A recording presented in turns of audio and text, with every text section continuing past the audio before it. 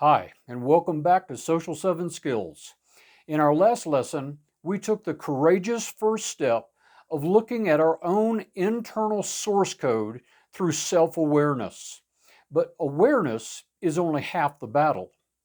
There's often a huge gap between knowing what you should do and actually doing it, especially when you're feeling stressed, angry, or overwhelmed.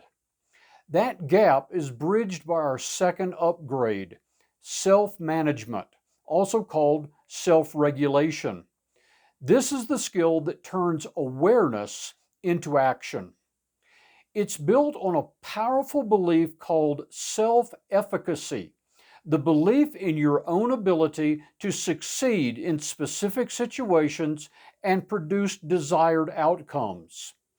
This lesson is about giving you the tools to build that belief and take control of your actions.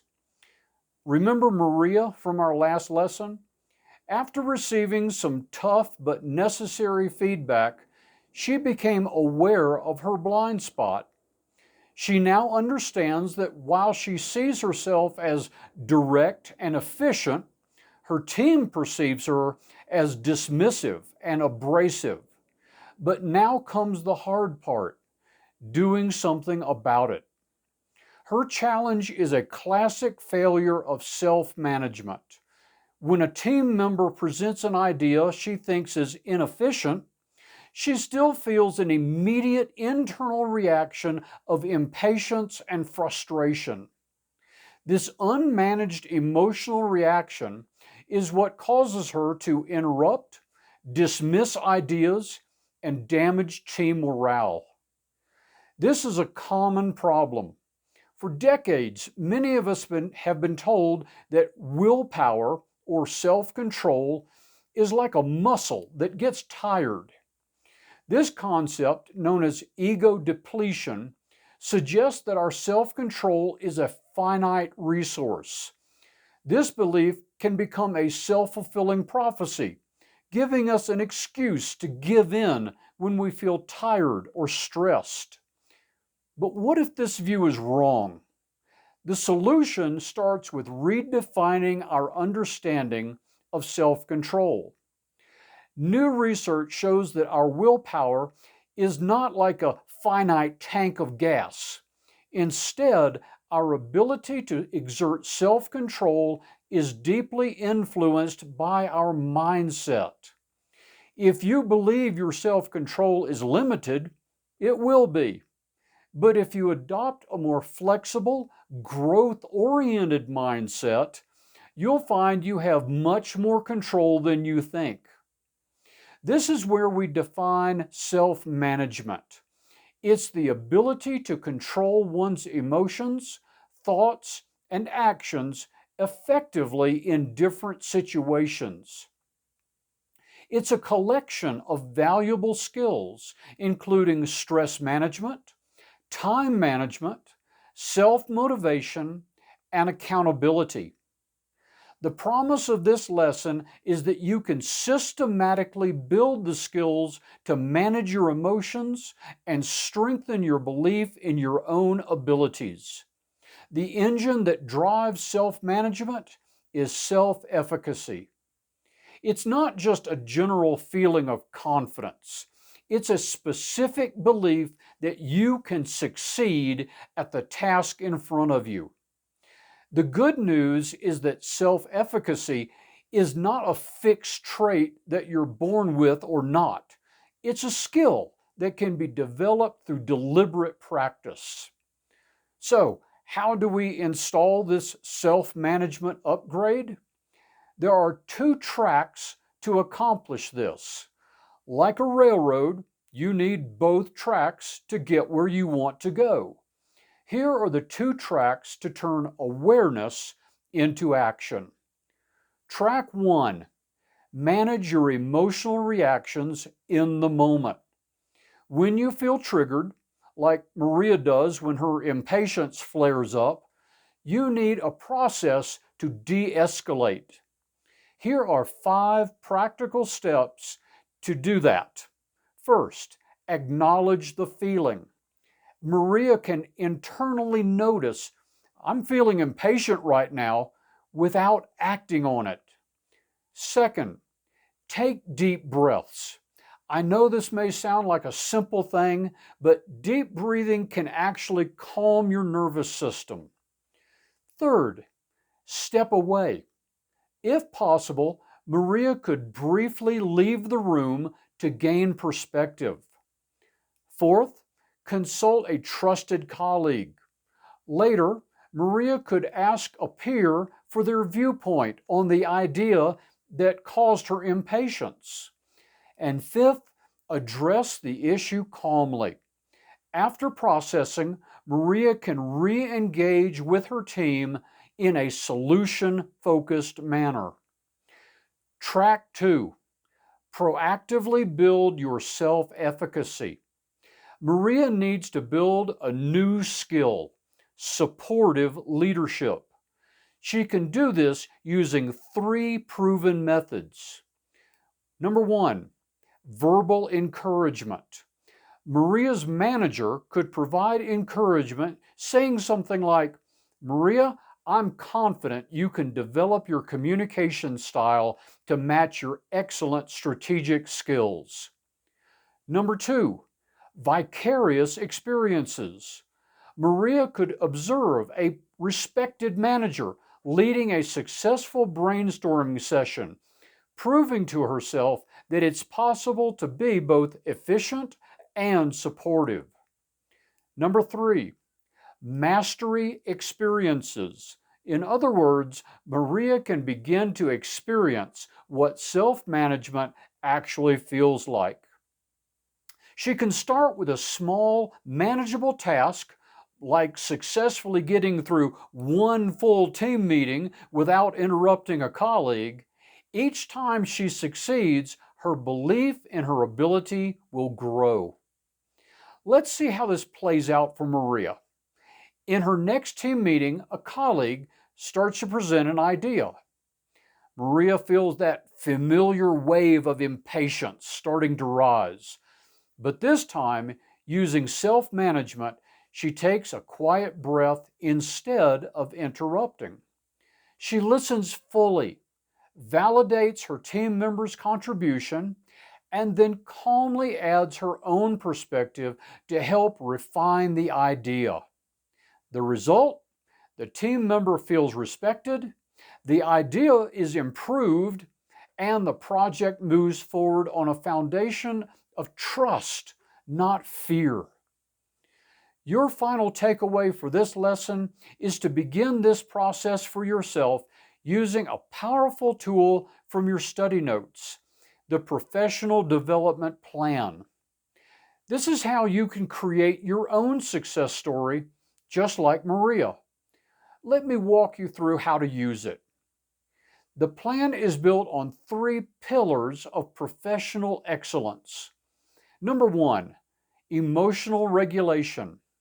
Number 2, confidence and self-efficacy. And number 3, a growth mindset. First, you'll choose one pillar to focus on. After her experience, Maria might choose emotional regulation. Second, you'll set a specific goal. Maria's goal could be respond to team members' ideas in a calm and supportive manner, even when I feel impatient. Third, you'll list your key actions. Maria might list, practice the 5-step de-escalation technique when I feel triggered, and ask for feedback from a colleague after each weekly meeting. Fourth, you'll define your measurement of success. For Maria, success might be no instances of interrupting a team member for 2 consecutive weeks. The key here is to set attainable, measurable goals that can be built upon for future success. Finally, you'll set a timeline. Maria's timeline for this goal could be 1 month.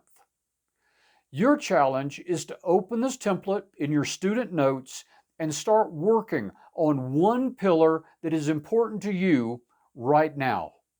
This is how you turn awareness into action. Thank you for watching.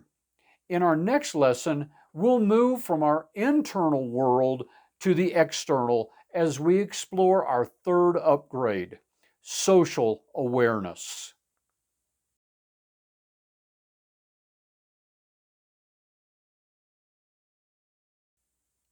Thanks again for joining me as we take a few minutes to reflect on some of the spiritual implications of self-management. This lesson is where the rubber meets the road. This lesson is all about the practical application of what we learned in the previous lesson on self-awareness.